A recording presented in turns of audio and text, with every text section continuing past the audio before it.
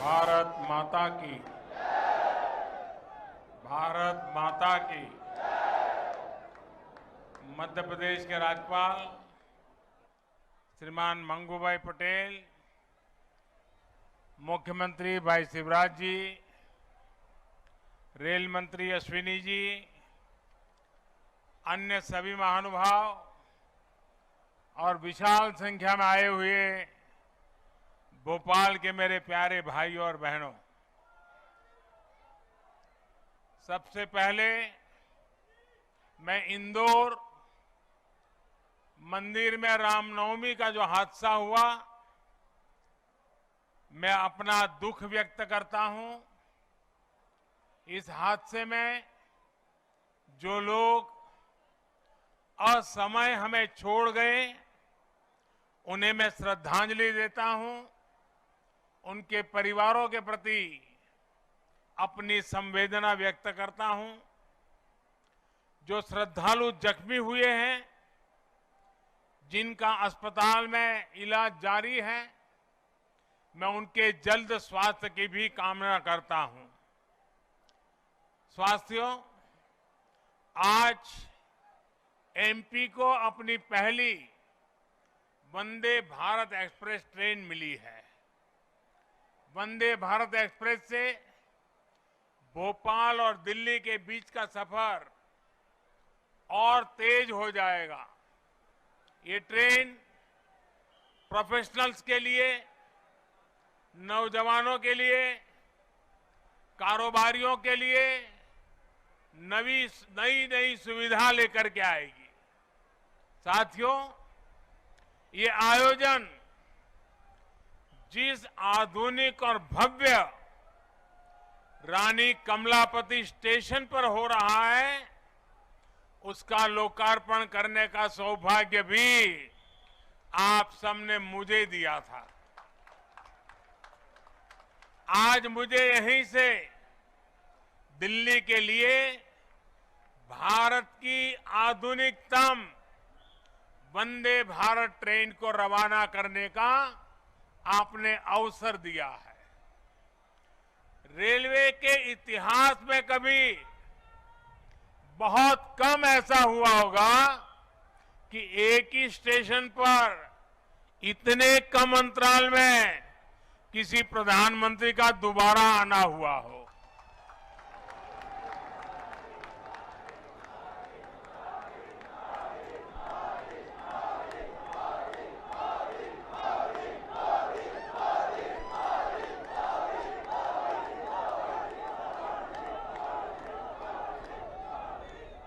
लेकिन आधुनिक भारत में नई व्यवस्थाएं बन रही है, नई परंपराएं बन रही है। आज का कार्यक्रम इसी का भी एक उत्तम उदाहरण है।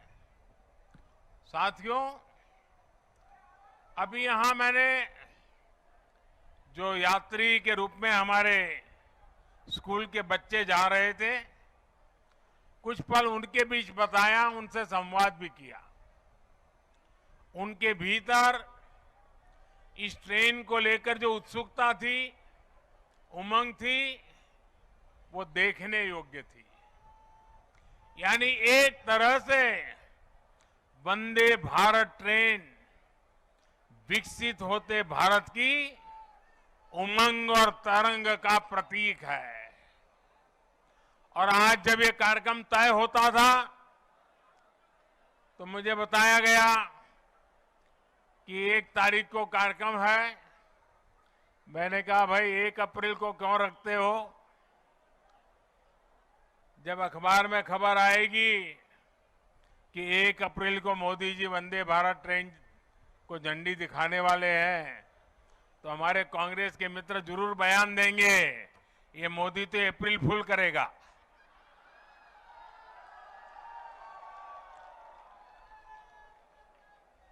लेकिन आप देखते हैं 1 अप्रैल को ही ये ट्रेन चल पड़ी है। साथियों, ये हमारे कौशल, हमारे सामर्थ्य, हमारे आत्मविश्वास का भी प्रतीक है। और भोपाल आने वाली ये ट्रेन तो पर्यटन को सबसे ज्यादा मदद करने वाली है।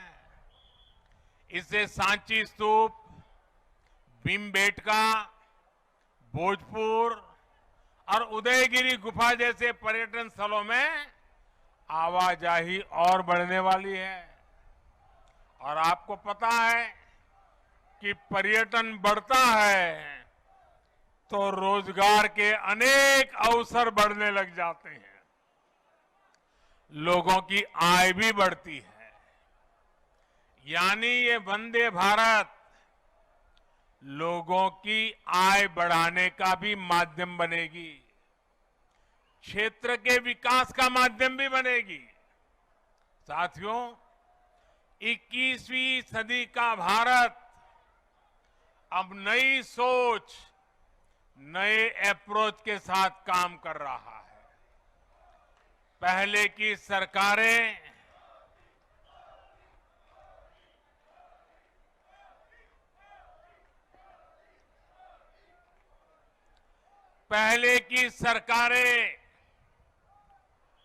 तुष्टीकरण में ही इतना व्यस्त रही कि देशवासियों के संतुष्टीकरण पर उनका ध्यान ही नहीं गया।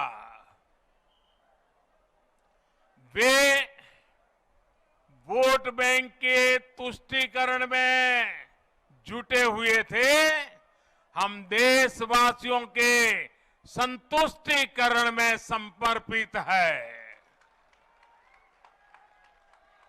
पहले की सरकारों में एक और बात पर बड़ा जोर रहा, वो देश के एक ही परिवार को देश का प्रथम परिवार मानती रही। देश के गरीब परिवार, देश के मध्यम वर्गीय परिवार, उन्होंने अपने हाल पर ही छोड़ दिया था। इन परिवारों की आशाएं, अपेक्षाएं, उन्हें पूछने वाला ही कोई नहीं था। इसका जीता जागता उदाहरण रही है हमारी भारतीय रेल। भारतीय रेलवे दरअसल सामान्य भारतीय परिवार की सवारी है। माता, पिता, बच्चे, दादा, दादी, नाना, नानी, सबको इकट्ठे जाना हो तो दशकों से लोगों का सबसे बड़ा साधन रेल रही है। क्या सामान्य भारतीय परिवार की इस सवारी को समय के साथ आधुनिक नहीं किया जाना चाहिए था? क्या रेलवे को ऐसे ही बदहाल छोड़ देना सही था? साथियों, आजादी के बाद भारत को एक बनाया बहुत बड़ा रेलवे नेटवर्क मिला था।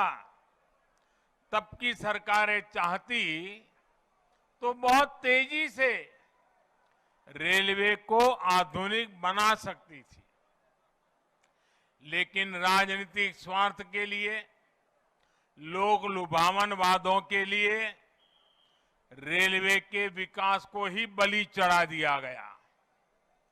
हाल तो ये थी कि आजादी के इतने दशकों बाद भी हमारे नॉर्थ ईस्ट के राज्य ट्रेन से नहीं जुड़े थे। साल 2014 में जब आपने मुझे सेवा का अवसर दिया तो मैंने तय किया कि अब ऐसा नहीं होगा। अब रेलवे का कायाकल्प होके रहेगा। बीते 9 वर्षों में हमारा ये निरंतर प्रयास रहा है कि भारतीय रेल दुनिया का श्रेष्ठ रेल नेटवर्क कैसे बने। साल 2014 से पहले भारतीय रेल को लेकर क्या क्या खबरें आती थी, ये आप भली भांति जानते हैं। इतने बड़े रेल नेटवर्क में जगह जगह हजारों मानव रहित फाटक थे। वहां से अक्सर दुर्घटनाओं की खबरें आती थी। कभी कभी स्कूल के बच्चों की मौत की खबरें दिल दहला देती थी। आज ब्रॉडगेज नेटवर्क मानव रहित फाटकों से मुक्त हो चुका है। पहले ट्रेनों के दुर्घटनाग्रस्त एक्सीडेंट होने और जान माल की हानि की घटनाएं भी आए दिन आती रहती थी। आज भारतीय रेल बहुत अधिक सुरक्षित हुई है। यात्री सुरक्षा को मजबूत देने के लिए रेलवे में मेड इन इंडिया कवच प्रणाली का विस्तार किया जा रहा है। साथियों, सुरक्षा सिर्फ हादसों से ही नहीं है, बल्कि अब सफर के दौरान भी अगर किसी यात्री को शिकायत होती है तो त्वरित कार्रवाई की जाती है। इमरजेंसी की स्थिति में भी बहुत कम समय में सहायता उपलब्ध कराई जाती है। ऐसी व्यवस्था का सबसे अधिक लाभ हमारी बहनों बेटियों को हुआ है। पहले साफ सफाई की शिकायतें भी बहुत कम आती थी। रेलवे स्टेशनों पर थोड़ी देर रुकना भी सजा जैसा लगता था। ऊपर से ट्रेनें कई कई घंटे लेट चला करती थी। आज साफ सफाई भी बेहतर और ट्रेनों के लेट होने की शिकायतें भी निरंतर कम हो रही है। पहले तो स्थिति ये थी, लोगों ने शिकायत करना ही बंद कर दिया था, कोई सुनने वाला ही नहीं था। आपको याद होगा, पहले टिकटों की कालाबाजारी तो शिकायतों में सामान्य बात थी। मीडिया में आए दिन इससे जुड़े स्टिंग ऑपरेशन दिखाए जाते थे। लेकिन आज टेक्नोलॉजी का उपयोग कर हमने ऐसी अनेक समस्याओं का समाधान किया है। साथियों, आज भारतीय रेलवे देश के छोटे शिल्पकारों और कारीगरों के उत्पादों को देश के हर कोने तक पहुंचाना का भी बड़ा माध्यम बन रही है। वन स्टेशन वन प्रोडक्ट, इस योजना के तहत जिस क्षेत्र में वो स्टेशन है, वहां के प्रसिद्ध कपड़े, कलाकृतियां, पेंटिंग, हस्तशिल्प, बर्तन आदि यात्री स्टेशन पर ही खरीद सकते हैं। इसके भी देश में करीब करीब 600 आउटलेट बनाए जा चुके हैं। मुझे खुशी है कि बहुत ही कम समय में इनसे 1 लाख से ज्यादा यात्री खरीदारी कर चुके हैं। साथियों, आज भारतीय रेल देश के सामान्य परिवारों के लिए सुविधा का पर्याय बन रही है। आज देश में अनेकों रेलवे स्टेशनों का आधुनिकीकरण किया जा रहा है। आज देश के 6000 स्टेशनों पर वाईफाई की सुविधा दी जा रही है।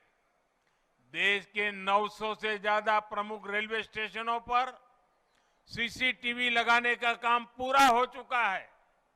हमारी ये वंदे भारत एक्सप्रेस तो पूरे देश में हमारी युवा पीढ़ी में सुपर हिट हो चुकी है। साल भर इन ट्रेनों की सीटें फुल जा रही हैं। देश के हर कोने से वंदे भारत चलाने की मांग की जा रही है। पहले सांसदों की चिट्ठियां आती थी, तो चिट्ठी क्या आती थी? सांसद लिखते थे, फलानी ट्रेन ये स्टेशन पर रोकने की व्यवस्था हो, अभी 2 स्टेशन पर रुकती है, 3 पर रोकने की व्यवस्था हो, यहां रोकी जाए, वहां रोकी जाए, यही आता था। आज मुझे गर्व है, मुझे संतोष है, जब सांसद चिट्ठी लिखते हैं और मांग करते हैं कि हमारे यहां भी वंदे भारत जल्दी से जल्दी चालू हो। साथियों, रेलवे यात्रियों की सुविधाएं बढ़ाने का ये अभियान लगातार बहुत तेज गति से चल रहा है। इस साल के बजट में भी रेलवे को रिकॉर्ड धनराशि दी गई है। एक समय था जब रेलवे के विकास की बात होते ही घाटे की बात की जाती थी, लेकिन अगर विकास की इच्छा शक्ति हो, नियत साफ हो और निष्ठा पक्की हो तो नए रास्ते भी निकल ही आते हैं। बीते 9 वर्षों में हमने रेलवे के बजट को लगातार बढ़ाया है। मध्य प्रदेश के लिए भी इस बार 13,000 करोड़ रुपए से अधिक का रेलवे बजट आवंटित किया गया है, जबकि 2014 से पहले मध्य प्रदेश के लिए हर वर्ष औसतन 600 करोड़ रुपया, आप बताइए 600 करोड़ रुपए रेलवे बजट था। कहां 600 और कहां आज 13,000 करोड़। साथियों, आज रेलवे में कैसे आधुनिकीकरण हो रहा है, इसका एक उदाहरण इलेक्ट्रिफिकेशन का काम भी है। आज आप आए दिन सुन रहे हैं कि देश के किसी न किसी हिस्से में रेलवे नेटवर्क का 100% बिजलीकरण हो चुका है। जिन 11 राज्यों में 100% बिजलीकरण हो चुका है, उसमें मध्य प्रदेश भी शामिल है। 2014 से पहले हर साल एवरेज 600 किलोमीटर रेलवे रूट का इलेक्ट्रिफिकेशन होता था। अब हर साल औसतन 6,000 किलोमीटर का इलेक्ट्रिफिकेशन हो रहा है। ये है हमारी सरकार के काम करने की रफ्तार।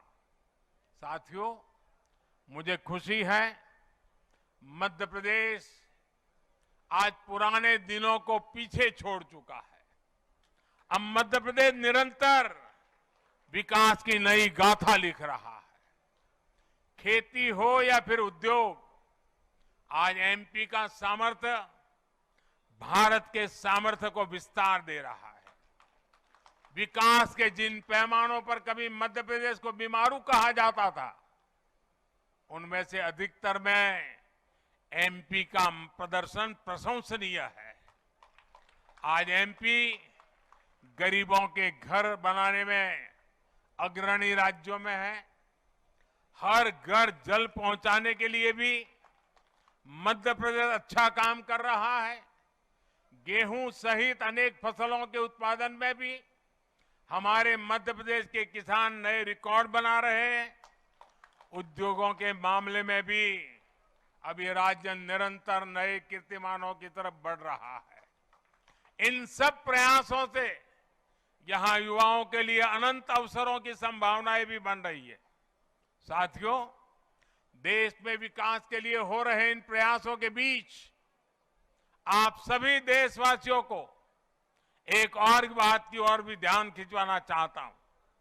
हमारे देश में कुछ लोग हैं जो 2014 के बाद से ही ये ठान कर बैठे हैं और पब्लिकली बोले भी हैं, और उन्होंने अपना संकल्प घोषित किया है। क्या किया है? उन्होंने अपना संकल्प घोषित किया है, हम मोदी की छवि को धूमिल करके रहेंगे।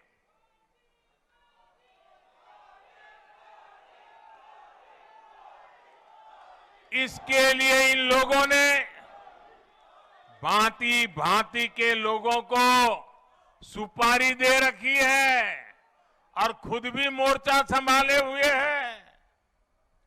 इन लोगों का साथ देने के लिए कुछ लोग देश के भीतर है और कुछ देश के बाहर भी बैठकर अपना काम कर रहे हैं। ये लोग लगातार कोशिश करते रहे हैं कि किसी तरह मोदी की इमेज को धूमिल कर दें, लेकिन आज भारत के गरीब, भारत का मध्यम वर्ग, भारत के आदिवासी, भारत के दलित, पिछड़े, हर भारतीय आज मोदी का सुरक्षा कवच बना हुआ है। और इसीलिए ये लोग बौखला गए हैं। ये लोग नए नए पैंतरे अपना रहे हैं। 2014 में उन्होंने मोदी की इमेज, मोदी की छबिल धूमिल करने का संकल्प लिया। अब इन लोगों ने संकल्प ले लिया है, मोदी तेरी कब्र खुदेगी। इनकी साजिशों के बीच आपको, हर देशवासी को देश के विकास पर ध्यान देना है, राष्ट्र निर्माण पर ध्यान देना है। हमें विकसित भारत में मध्य प्रदेश की भूमिका को और बढ़ाना है। ये नई वंदे भारत एक्सप्रेस इसी संकल्प का ही एक हिस्सा है। एक बार फिर मध्य प्रदेश के सभी नागरिक भाइयों बहनों को, भोपाल के नागरिक भाई बहनों को इस आधुनिक ट्रेन के लिए बहुत बहुत बधाई। हम सभी का सफर मंगलमय हो, यही शुभकामना के साथ बहुत बहुत धन्यवाद।